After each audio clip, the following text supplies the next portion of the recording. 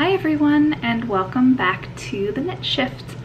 If you don't know me, and because it's been a really long time, maybe you forgot my name, I'm Laura, the host of The Knit Shift. This is my podcast about knitting, maybe a little journalism, but generally just living a life with a lot of yarn and a dog, Gracie, who you see in the background there.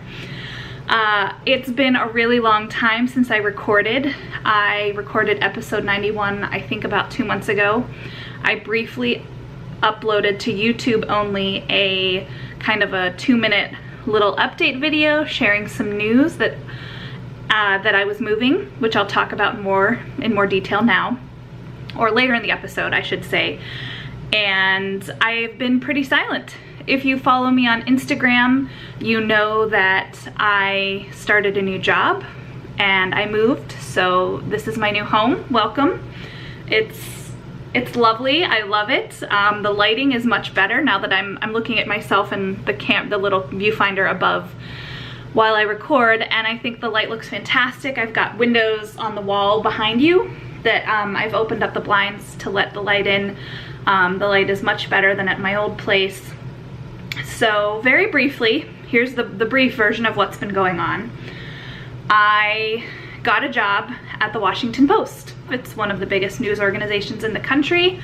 I am thrilled. Like, thrilled doesn't even begin to describe how I feel about being here. Josh and I moved to Northern Virginia. Gracie did too. Well, Josh hasn't officially moved yet, but I started my new job 2 weeks ago today. My days off will be Monday, Tuesday, so I'm gonna try and get back to a recording schedule probably every 2 weeks to start, every other week, and then we'll go from there. So I was in a knitting funk, now I'm not. I'm knitting again. That was another reason I took time away. So I'll share a lot more about that later, but that is the 2-second version, the very brief version of where I've been since about late May.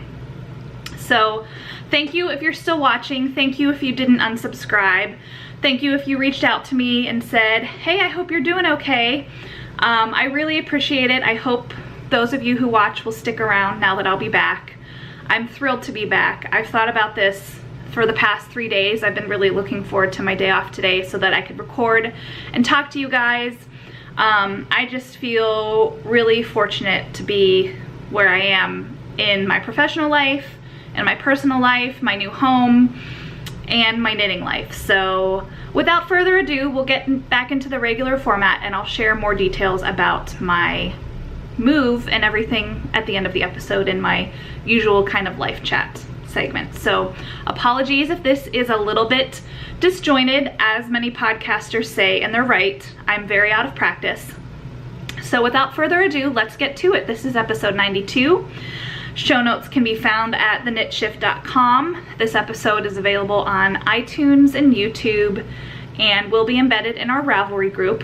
And yes, we do have a group on Ravelry. If you go to the groups tab and search for The Knit Shift, you will find us. I'm on Ravelry as Yarnstormer. I'm on Instagram as Laura Mahalski, and I'd love it if you friended me in both of those locations. So yes, lots to share today. Not a ton of knitting content, but a modest amount, considering I've been gone for a couple months. So I have one finished object to share with you, and I have 2 works in progress. And then we'll get to talking about what I've been up to for the past 2 months. So without further ado, I will share my FO with you. I finished a pair of socks that I was knitting for my brother. This is Mustache Yarns, and I didn't grab my sock blank, my sock form, so I apologize.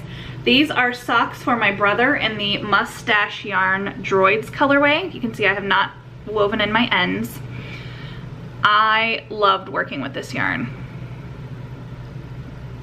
It's meant to look like R2-D2. The label on the yarn even used the Star Wars logo. So these are just really fun.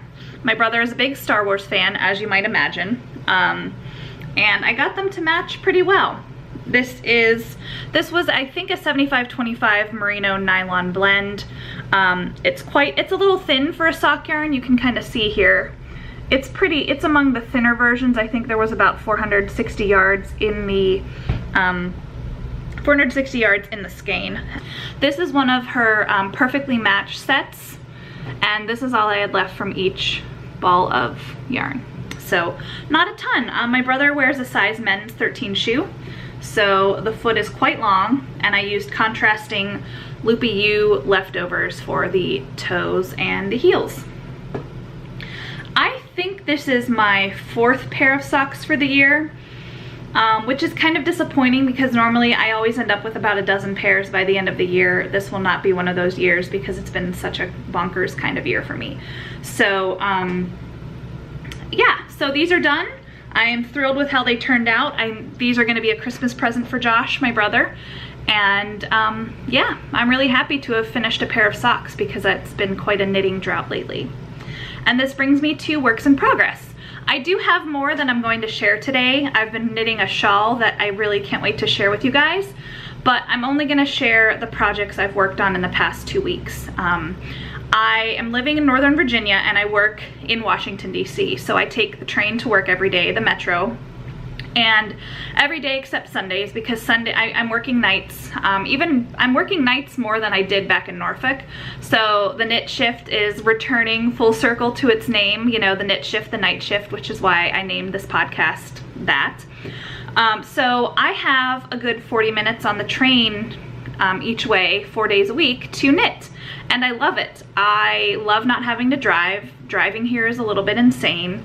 The traffic is bonkers. DC is kind of a weird layout, you know, it's a grid, but then there are these avenues, you know, it's a grid, and then there's these avenues that cut through diagonally, and I just don't want to deal with it. So, so I'm loving the metro, loving it. Don't love the cost, but you know, I'm not having to put wear and tear on my car every day. So I'm really enjoying knitting socks on the metro. That's definitely where I'm gonna be spending a lot of time in the foreseeable future in my knitting life. So let me first show you a pair of 2 at a time socks I'm working on.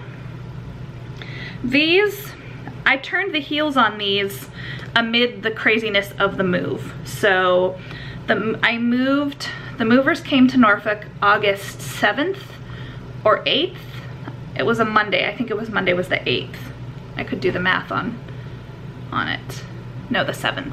So, so I turned one of the heels as the movers packed my belongings. And so that kind of gives you a little bit of a, in 3 weeks, I've knit most of the legs of these socks, which is not a lot, but considering my track record lately, I'm quite pleased with. So these are my Hey Lady Hey. Do not adjust your monitors. They really are this neon. Check out that beautiful yarn. This is Hey Lady Hey sock yarn in the colorway Prim. It's 75/25 superwash merino nylon. Really love these colors. There's blips of red and white and black, and I really like these kind of olive green flecks in there. There's some up here too. So really loving these. And just like my brother's socks, these are my standard 2 at a time. Actually Josh's were 1 at a time, but this is just my standard stockinette vanilla sock. I knit them toe up as much as possible. And I'm knitting these just like Josh's socks on a size 1. I find that the 75/25 sock yarn is rather thin, and I need to often go down to a size 0, definitely a size 1. Let's see, are these zeros? These are zeros, I stand corrected. These are zeros, and my brother's I did knit on a 1 because he has such bigger feet. I sucked it up and was okay with a slightly thinner gauge to get his socks done a little quicker. But for myself, I used a size 0, and I'm quite pleased with how this fabric knit up. So I did a gusset and heel flap because those tend to fit me best. So there's my gusset right in there. There's my heel flap with a nice reinforced heel. So yeah, I'm quite pleased with these, and here's how much yarn I have left in the cake. I'm guessing about 30 to 40 grams, so I have quite a bit left over. So yeah, and I'm carrying these socks around in a Mrs. Brown's Bags bag made by Jody of the Grocery Girls. Love this bag. It's a perfect size for my backpack that I carry to work or my purse. So yeah, those have been the socks I've been knitting on the commute mostly, because 2 at a time in stockinette is a lot of stockinette, so it's the perfect kind of train knitting that I can knit on for about 25 to 30 minutes, 25 or so minutes on the first train, and then I transfer and I get about 10 more minutes of knitting time. So quite enjoying that. The other pair I'm knitting on is being carried in this bag, and I am having a huge brain fart. I think this was a gift from someone who watches the podcast.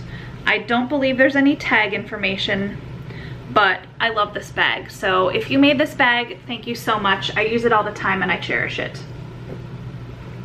This is a 1 at a time sock that I'm knitting. Oh, I'm in the middle of a row. Well, I'll just be extra careful. And I am nearly done with this sock. I was right about here before I moved, and then I finished the foot, turned the heel with some contrasting yellow, and now I'm carrying on up the leg and I'm on the ribbing. So this sock, I might finish the sock today at this pace. This is an opal sock yarn. This is one of, I don't remember the line, but it's an opal rainbow sock yarn, and I love, love, love this yarn. So I weighed the yarn when I was about here, halfway up the leg, and I thought, I'm gonna weigh the yarn, maybe I should start the heel soon.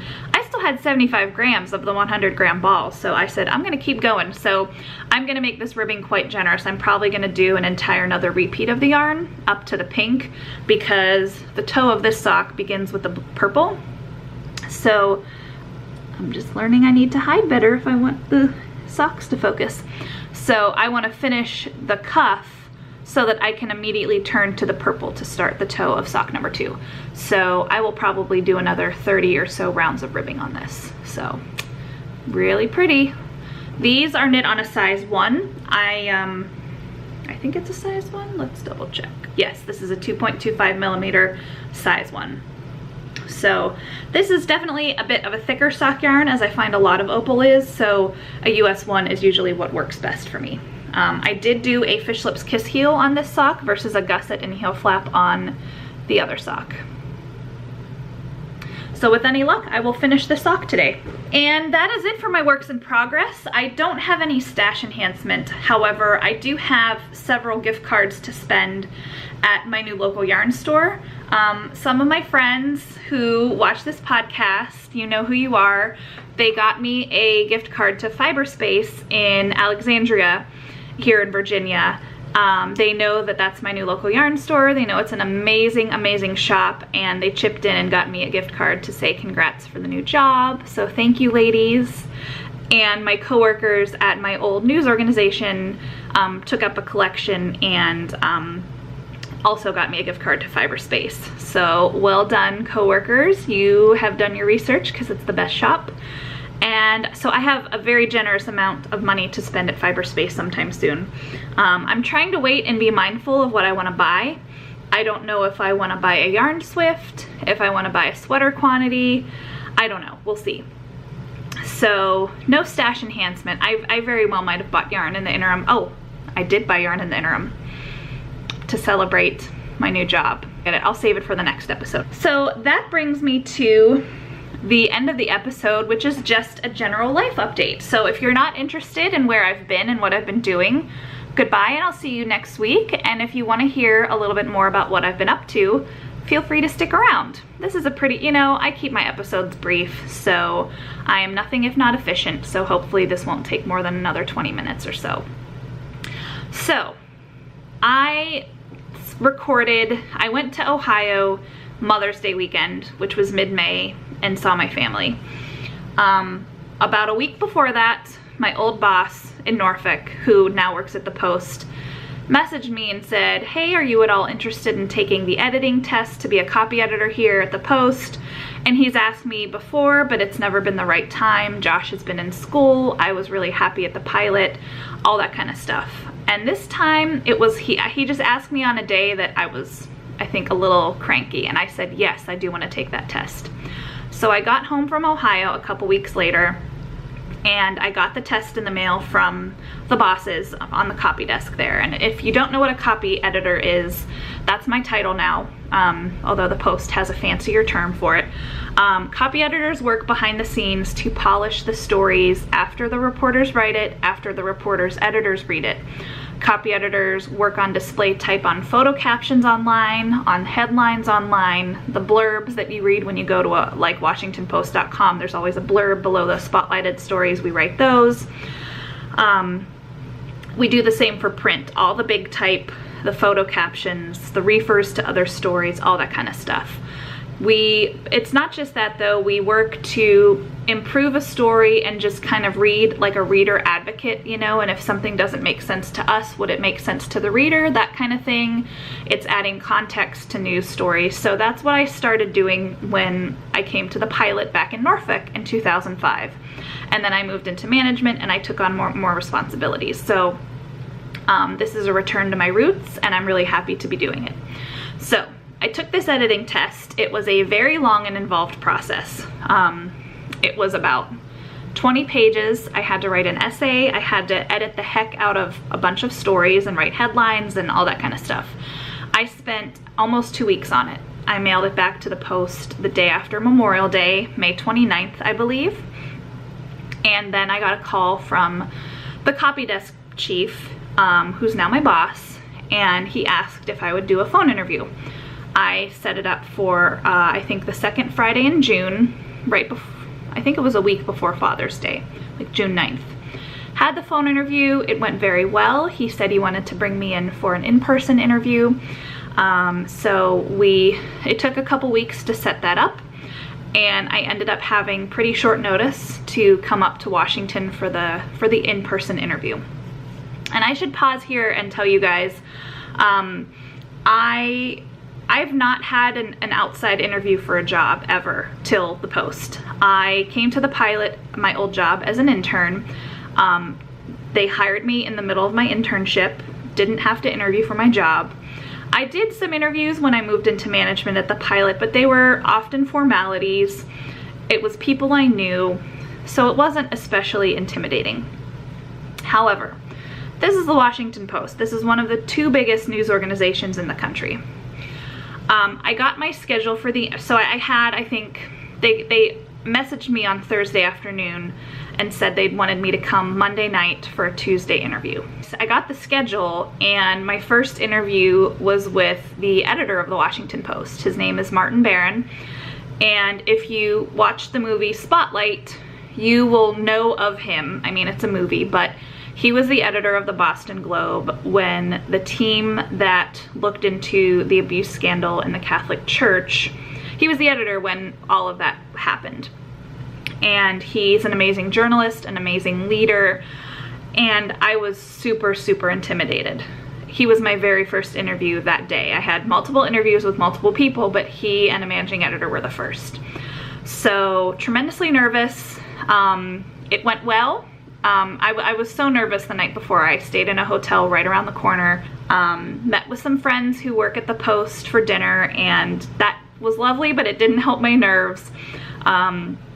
The interviews all went very well, including the one with Marty Barron. The Post's newsroom is just a tremendous space. They moved into their building 2 years ago.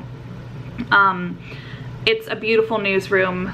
You know, I don't know how much I'll share about the job because it is such a much more high-profile organization. I had the interview on a Tuesday, June 27th, and I got the job offer on July 7th. Did all the paperwork, did all the drug tests, all that kind of stuff throughout July, and gave my notice at the Pilot. My battery is blinking. I am gonna switch this out. So I gave my notice at the Pilot, and my last day was August 2nd. And it was amazing and sad, and I cried for days. It was really, really hard to leave because I've been there for so long and I adore my coworkers. So I am thrilled. Look at Gracie. She's just woken up because she can see out the window, and the neighbors next door this way just moved in. So she takes it upon herself to be the guard dog. So she loves sleeping on the couch and snuggling up in the pillows. So anyway, as I was saying, my last day was tremendous. I was really overwhelmed with how amazing my coworkers were. And then I had 12 days off to before I started at the post.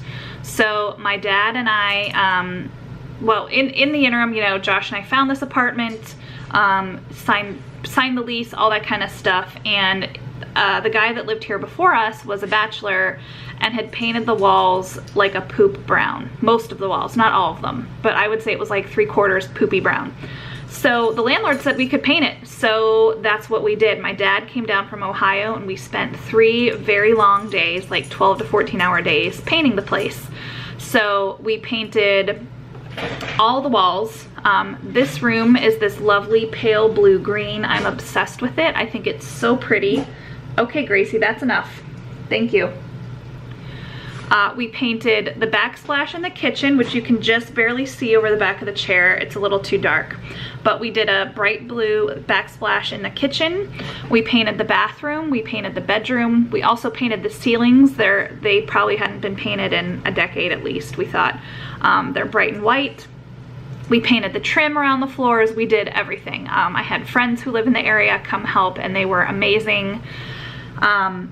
We're in a really nice complex, so our landlords just own this apartment, or this condo, and then it's like a larger condo association in the area. So it's very close to a metro stop. It's about an 8-minute walk to the metro, and we can actually get to the metro either by going uphill or downhill. So I walk downhill to work, and then when I come home from work, I go to the top of the, you know, I exit the metro the other way, and then I get to walk downhill. So I get to walk downhill to work both ways, which is awesome. It's really safe. It feels quite safe. The neighbors are nice. There's a lot of people with dogs. So we're on the ground floor, which is nice. So there's laundry, there's a ton of storage. I mean, we did have to downsize because housing is so much more expensive here, but it's a large 1-bedroom. The storage situation is much more generous than at our old place. Sorry about that, guys. Gracie discovered some people walking by and had to bark at them. So, yes, I like the apartment. The storage is great. The yarn is directly behind me in the dining room area. You can't see it. Maybe sometime, once everything is in really ship shape, I will do a tour of the place. So, Gracie, hey, Gracie, that's enough. So yeah, so it's been a really bonkers couple of months. Josh is able to transfer to his same employer who has an office up here, which is fantastic. He will be transferring effective October 1st. So before then, he's gonna kind of split his time working from Norfolk 3 days a week, and then coming up here Wednesday nights and staying through Monday morning before he drives back. So he got up at 4 a.m. or 4:30 this morning and drove back. So he could work in Norfolk Monday, Tuesday, Wednesday, but he's able to do a lot of remote work, which is really nice. So Gracie is here. She was not gonna come up so soon. She was gonna stay in Norfolk with Josh, but he had to go to Atlanta for work for 2 weeks, which was kind of crazy and unexpected. I also took a trip to Pittsburgh in those 12 days between jobs for my cousin's wedding, which was really nice. And yeah, it's just been so crazy, and I'm so thrilled to be settling into my new apartment and starting this new job and really starting to sink my teeth into it. I really love the work. I like my coworkers a lot. It feels like a really good place to be, and they're doing amazing journalism. So I feel tremendously fortunate. Yeah, I'm thrilled to be here already. I feel much less stress than I felt from my old job. I mean, I do feel stressed because it's a little bit intimidating to come here to that news organization, but I am really enjoying it so far, and everyone has been tremendously wonderful as I'm getting myself situated. So I feel very, very, very, very fortunate, and I'm thrilled to be settled, and I'm thrilled to be podcasting again, and I hope you guys are sticking with me. And little focus issue there. I hope you guys are gonna stick with me, and as I get back into a regular schedule. So thank you for watching. I hope to be back in 2 weeks. That's my goal. And I will have a lot more to share then. Till then, take care, and happy knitting, happy crocheting, and all the stuff that makes you happy. Bye.